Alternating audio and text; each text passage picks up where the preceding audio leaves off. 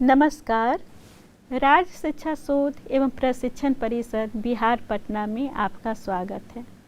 बच्चों, पिछले वीडियो में हम लोगों ने देखा था कि अकारांत पुल्लिंग शब्द क्या होता है, आकारांत स्त्रीलिंग शब्द क्या होता है, दीर्घई इकारांत स्त्रीलिंग शब्द क्या होता है।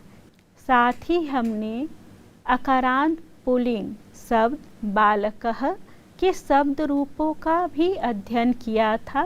साथ ही इस शब्द रूप से आने वाले संभावित प्रश्नों को भी देखा और उसको हल करने का प्रयास भी किया। तो आज हम देखते हैं कि वे कौन कौन से वाक्य हैं जो प्रथमा विभक्ति से आ सकती है और उसका अनुवाद किस तरह से किया जा सकता है।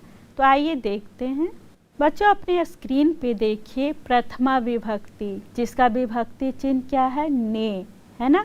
तो इससे संबंधित आने वाले वाक्य क्या क्या हो सकते हैं, देखिए अपने स्क्रीन पे।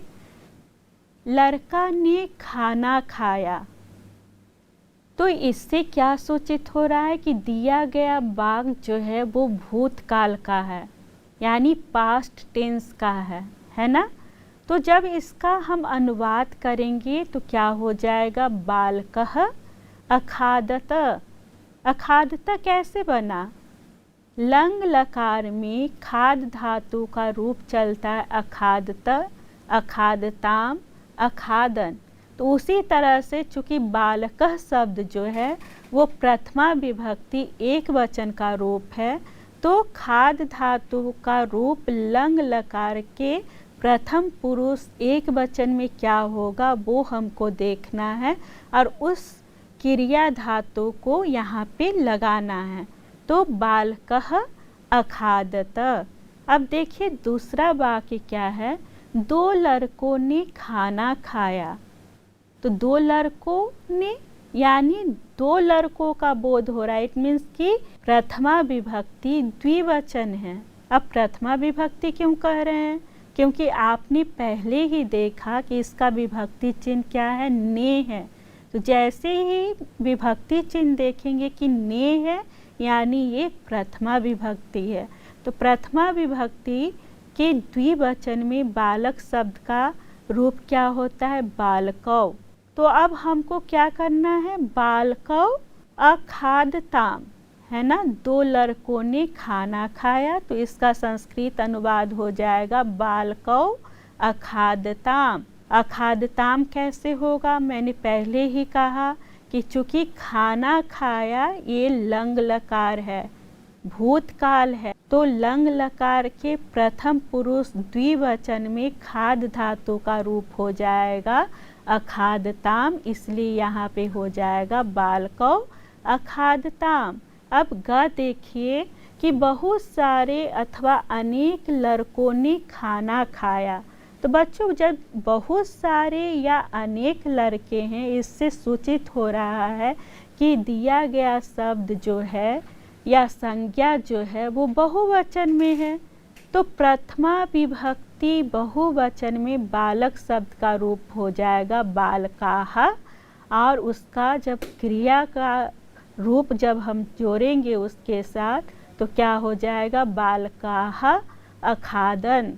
तो बच्चों, आपने देखा कि प्रथमा विभक्ति से कुछ वाक्य ऐसे हैं जो आपको आ सकते हैं और आप उनका संस्कृत अनुवाद कैसे कर सकते हैं। अब कुछ प्रश्न आपके लिए भी हैं, आइए देखते हैं वो प्रश्न क्या क्या हैं और इनको हल करना आपको है। देखिए क्या है, लड़का ने पढ़ा, दो लड़कों ने पढ़ा, बहुत सारे अथवा अनेक लड़कों ने पढ़ा। आप देख रहे हैं यहाँ पढ़ा हो गया है, खाना खाया के जगह पढ़ा हो गया है, यानी जो क्रिया है वो परिवर्तित हो रही है। तो आपको इसका अनुवाद करना है। और क्या है, राम ने खाना खाया, मोहन ने किताब पढ़ी, श्याम बाजार गया, घोड़ा दौड़ता है। तो बच्चों, आप इसको देखिए, समझिए और इसका अनुवाद करने का प्रयास कीजिए। अब चलते हैं, देखते हैं आगे क्या है। बच्चों, अभी तक हमने देखा कि प्रथमा विभक्ति से संबंधित वे कौन कौन से संभावित प्रश्न हैं जो आ सकते हैं बालक शब्द रूप से। अब हम देखते हैं कि बालक शब्द रूप के द्वितीय विभक्ति से वे कौन कौन से संभावित प्रश्न हैं जो आ सकते हैं और परीक्षा की दृष्टि से ये बहुत ही महत्वपूर्ण प्रश्न हैं, तो इसको ध्यान से देखिएगा। बच्चों, अपनी स्क्रीन पे देखिए क्या कह रहा है। द्वितीय एक वचन में बालक शब्द का रूप क्या होगा। तो अब हमको कहाँ जाना है? द्वितीय यानी द्वितीय विभक्ति के एक वचन में जाना है और वहाँ देखना है कि द्वितीय एक वचन में बालक शब्द का रूप क्या होता है। तो क्या हो जाएगा? बालकम। या घुमा के पूछेगा आपसे प्रश्न तो ये पूछ सकता है कि बालकम शब्द की विभक्ति एवं वचन बताइए। तो आपको क्या करना है? देखना है कि बालकम शब्द जो है वो बालक शब्द रूप की किस विभक्ति और किस वचन में आया है। तो क्या हो जाएगा? द्वितीय विभक्ति एक वचन में आया है। अब तीसरे नंबर पे देखिए बच्चों, द्वितीय द्विवचन में बालक शब्द का रूप क्या होगा। जब आप बालक शब्द रूप को देखिएगा तो वहाँ हो जाएगा बालकौ। अब इस तरह से भी क्वेश्चन पूछ सकता है कि बालकौ शब्द की विभक्ति एवं वचन बताइए। तो आपको कहाँ जाना है? देखना है कि बालकौ शब्द किस विभक्ति और किस वचन में है। तो द्वितीय विभक्ति द्विवचन में है। या आपसे क्वेश्चन पूछा जा सकता है कि बालकौ शब्द का क्या अर्थ है। तो क्या होगा? दो लड़कों को, क्योंकि द्वितीय विभक्ति का विभक्ति चिन्ह क्या था? को, है ना। एक लड़का को, दो लड़कों को, बहुत सारे लड़कों को।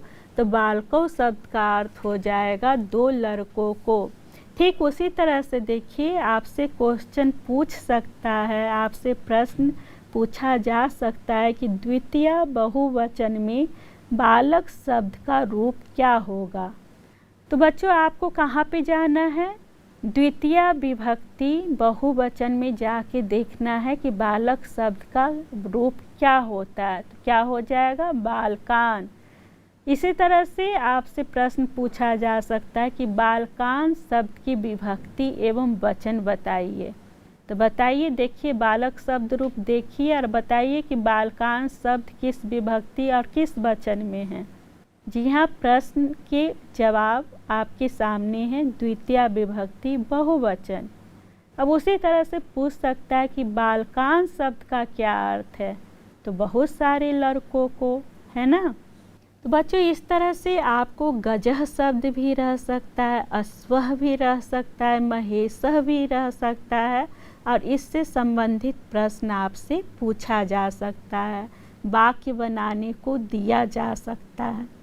तो बच्चों, हमने देख लिया कि द्वितीय विभक्ति से कौन कौन से शब्द रूप किस तरह से पूछे जा सकते हैं। अब आइए देखते हैं कि ये द्वितीय विभक्ति से आने वाले वाक्य कैसे होते हैं और कैसे उसका संस्कृत अनुवाद किया जाता है। बच्चों, अपने स्क्रीन पे देखिए क्या लिखा हुआ है। एक लड़का अथवा लड़का को देखो, है ना। तो क्या होगा? जहाँ को लगा हुआ है इट मीन्स कि यहाँ पे द्वितीय विभक्ति है। तो जैसे ही हम बोलें कि एक लड़का अथवा लड़का को, यानी बालकम, और देखो का क्या हो जाएगा? पश्य। पश्य क्यों होगा बच्चों? पश्यति क्यों नहीं होगा? जी हाँ, पश्य होगा क्योंकि यहाँ हम किसी को क्या दे रहे हैं? निर्देश दे रहे हैं, है ना। तो निर्देश देने के अर्थ में, यानी जहाँ किसी को निर्देश दिया जाए, आज्ञा दिया जाए, तो वहाँ क्या हो जाएगा? लोट लकार होता है, जिसे अनुज्ञा काल भी कहते हैं। तो लोट लकार में किसी भी शब्द का रूप चलता है तू ताम अंतु, यानी जब हम पश्य बोल रहे हैं तो क्या होगा? पश्यतु, पश्यताम, पश्यन्तु, पश्य। यानी यहाँ क्या हो रहा है? मध्यम पुरुष में जो त्वम आता है वो छुपा हुआ है। हम कि त्वम को ही बोल रहे हैं कि तुम एक लड़का या लड़के को देखो। तो यहाँ त्वम छुपा हुआ है, तो क्या होगा, त्वम तो छुपा हुआ है लेकिन उसके लिए यहाँ पे पश्य ही आएगा, इसीलिए यहाँ पे लिखा हुआ है बालकम पश्य। अब आइए देखते हैं। देखिए अगला क्या है, दो लड़कों को देखो। तो दो लड़कों को यानी द्वितीय दो वचन में बालक शब्द का अर्थ है बालकौ, है ना। देखो का क्या हो जाएगा, वही आ जाएगा कि त्वम छिपा हुआ है, हम कह रहे हैं देखो यानी निर्देश दे रहे हैं, तो यहाँ लोट लकार हो जाएगा। ठीक है, तो बालकौ पश्य। अब देखिए अगला, सभी लड़कों को देखो। सभी लड़कों का अर्थ क्या है, बहुत सारे लड़कों को देखो यानी बालकान पश्य। अब देखिए आगे इसी तरह बालक शब्द से हटकर अगर कोई और शब्द का उपयोग करके वाक्य बनाया जाए तो क्या होगा, मोहन को देखो। मोहन को देखो, को क्या है, यानी द्वितीय विभक्ति है। तो द्वितीय विभक्ति एक वचन में मोहन का क्या रूप होगा, मोहनम। तो मोहनम पश्य। अब देखिए घोड़ा को देखो, तो अश्वम पश्य। किताब को पढ़ो, तो पुस्तकम पठ। तो देखा बच्चों आपने कि द्वितीय विभक्ति से संबंधित वे कौन से वाक्य हैं जो आ सकते हैं, और अगर द्वितीय विभक्ति से संबंधित वाक्य आ जाए तो आप उनका संस्कृत अनुवाद कैसे कर सकते हैं। तो बच्चों अभी तक हम लोग ने क्या देखा कि प्रथमा विभक्ति से संबंधित वे कौन कौन से संभावित प्रश्न हैं जो पूछे जा सकते हैं, वो कौन से वाक्य हैं जो आ सकते हैं, और आपको उनका अनुवाद किस तरह से करना है। ठीक इसी तरह से हमने देखा कि द्वितीय विभक्ति से संबंधित वे कौन कौन से संभावित प्रश्न हैं जो पूछे जा सकते हैं, उनसे संबंधित वाक्य कैसे आ सकते हैं, और उनका अनुवाद किस तरह से किया जा सकता है। अब चलिए देखते हैं कि तृतीय विभक्ति जिसका विभक्ति चिन्ह से या द्वारा है, तो उनसे कौन कौन से संभावित प्रश्न किए जा सकते हैं। आइए देखते हैं। बच्चों देखिए अपने स्क्रीन पे, पहला प्रश्न क्या है, तृतीय एक वचन में बालक शब्द का रूप क्या होगा। तो अभी तक आप परिचित हो गए होंगे कि आपको कौन सी प्रक्रिया का पालन करना है। जैसे ही तृतीय विभक्ति एक वचन कह रहा है तो आपको कहाँ जाना है, तृतीय विभक्ति और एक वचन में देखना है कि वहाँ बालक शब्द का रूप क्या होगा। तो जब हम तृतीय विभक्ति एक वचन में जाते हैं तो बालक शब्द का रूप हो जाता है बालकेन, है ना। अब देखिए उसी तरह से शब्द को ट्विस्ट करके या घुमा के पूछ सकता है कि बालकेन शब्द की विभक्ति एवं वचन बताइए।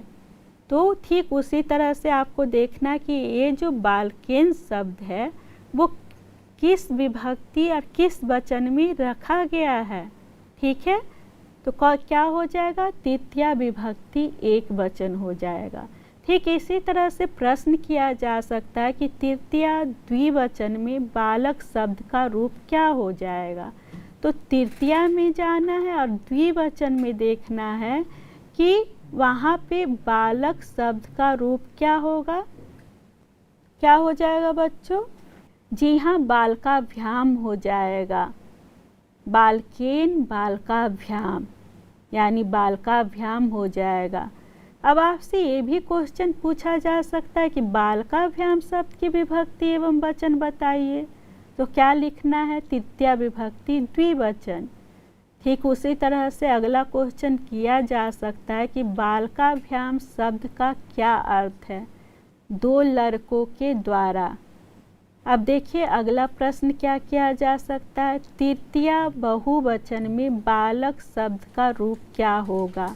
तो हम लोग तृतीय विभक्ति के बहुवचन में जाके देखेंगे कि क्या हो जाएगा, बालकेन बालकाभ्याम बालकैः, यानी बालकैः इसका उत्तर हो जाएगा। अब देखिए क्या पूछ सकता है अगला प्रश्न कि बालकैः शब्द की विभक्ति एवं वचन बताइए।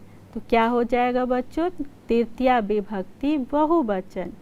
अब अगला है जो प्रश्न है वो देखिए क्या लिखा है कि बालकैः शब्द का क्या अर्थ है। तो क्या हो जाएगा, बहुत सारे लड़कों के द्वारा। तो बच्चों इस तरह से हमने देखा कि वो तृतीया विभक्ति से संबंधित वे कौन कौन से संभावित प्रश्न हैं जो आ सकते हैं और उनका जवाब आपको कैसे ढूंढ कर देना है। अब चलिए देखते हैं कि तृतीया विभक्ति से जो वाक्य आएंगे वो किस तरह से आएंगे और आपको किस तरह से उनका संस्कृत में अनुवाद करना है। बच्चों देखिए तृतीया विभक्ति जिसका विभक्ति चिन्ह क्या है, से या द्वारा से बनने वाले कुछ संभावित वाक्य दिए गए हैं।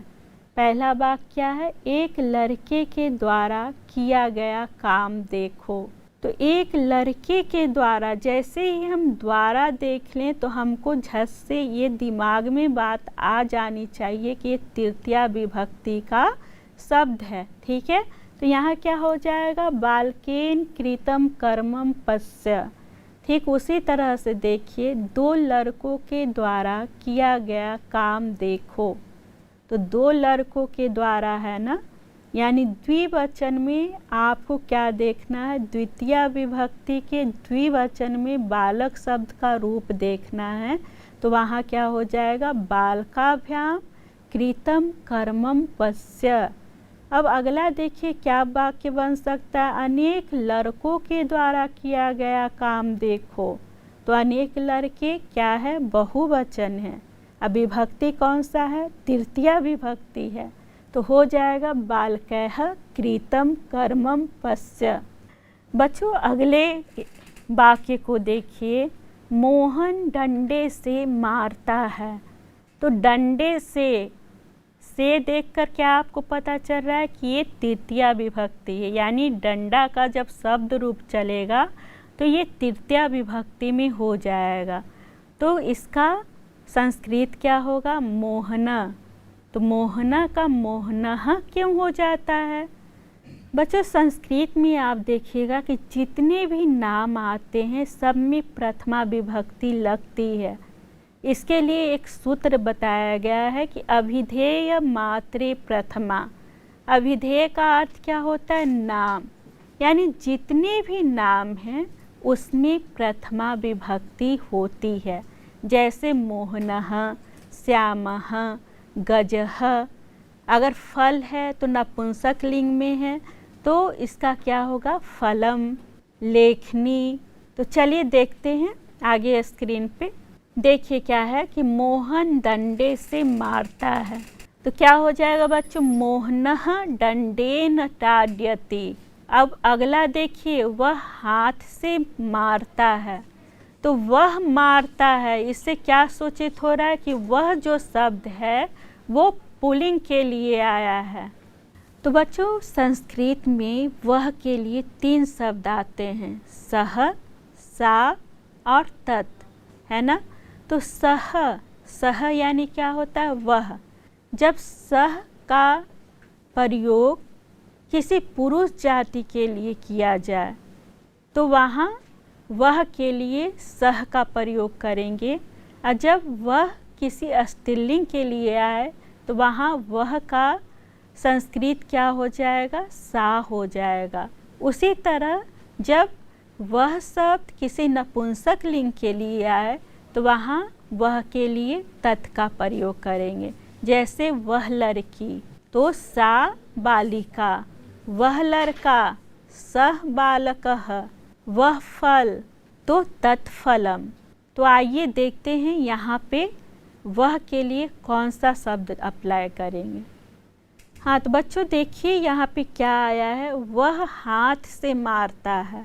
तो वह मारता है से सूचित हो रहा है कि यहाँ वह शब्द का प्रयोग किसी पुरुष जाति के लिए किया जा रहा है, इसीलिए यहाँ वह का संस्कृत सह हो जाएगा। और हाथ से क्या हो जाएगा, हस्तेन ताड्यति, यानी वह हाथ से मारता है का संस्कृत अनुवाद हो जाएगा सह हस्तेन ताड्यति। अब अगला देखिए, श्याम हाथ से खाता है तो श्यामः हस्तेन खादति। तो बच्चों आपने देखा कि तृतीय विभक्ति से वे कौन कौन से संभावित वाक्य हैं जो आ सकते हैं और उनका संस्कृत अनुवाद आप कैसे कर सकते हैं।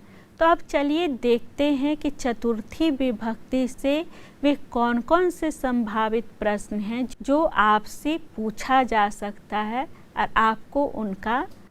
तो बच्चों अपनी स्क्रीन पे देखिए, पहला क्या है, चतुर्थी एक वचन में बालक शब्द का रूप क्या होगा।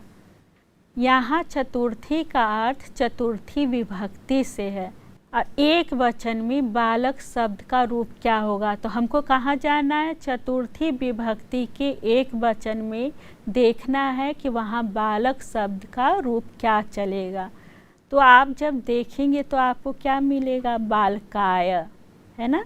तो यहाँ हो जाएगा बालकाय।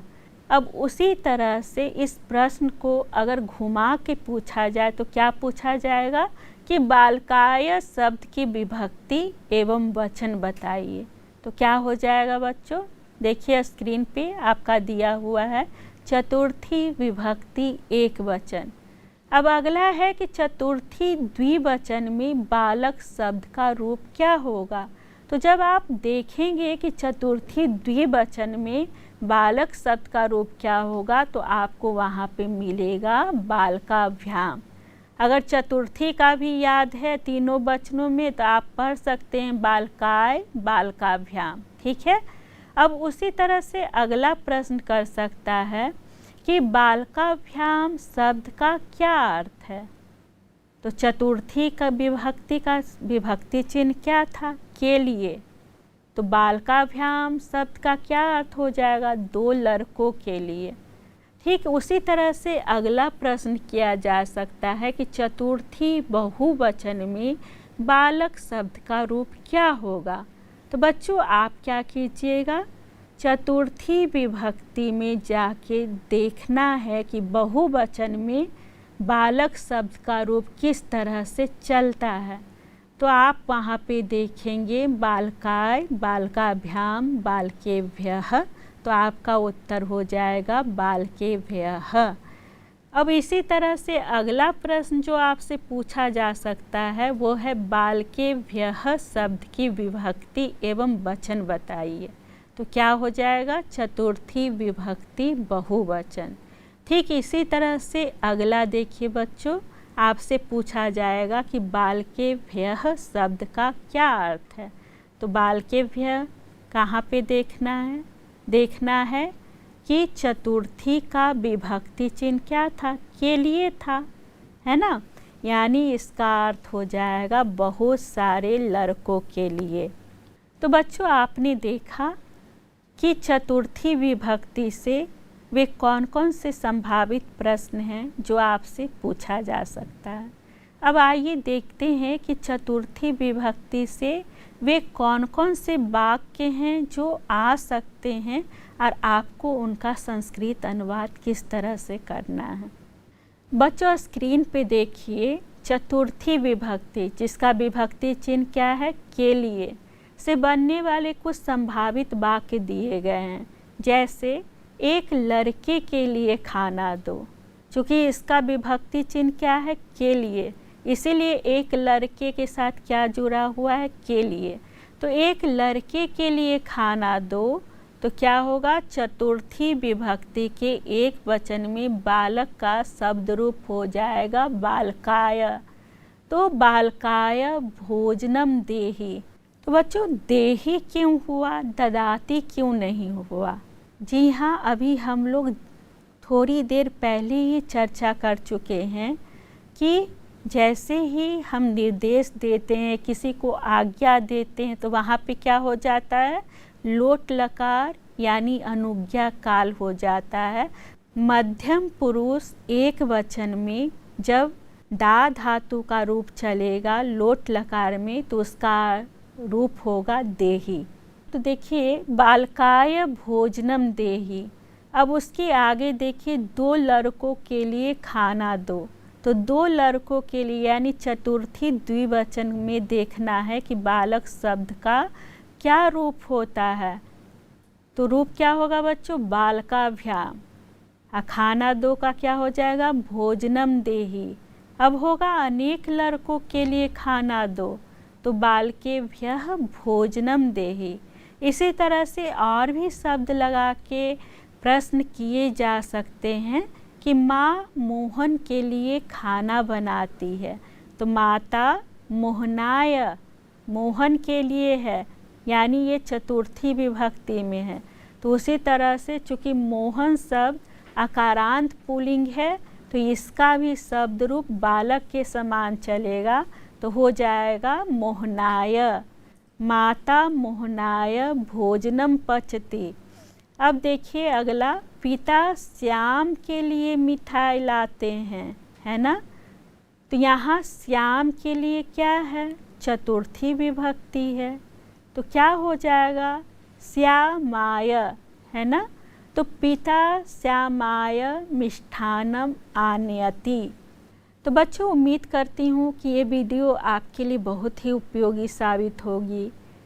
अगले भाग के साथ मैं पुनः उपस्थित होंगी, तब तक के लिए नमस्कार।